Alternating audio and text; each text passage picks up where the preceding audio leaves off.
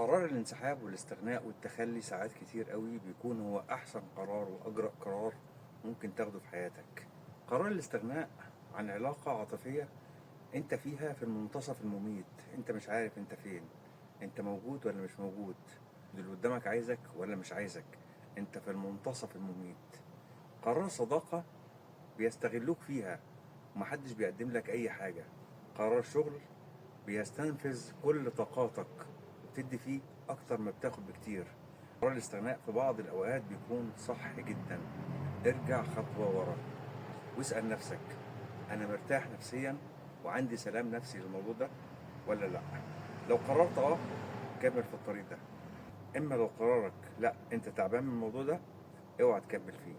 راحتك النفسية وسلامك النفسي اهم حاجة تفكر فيها.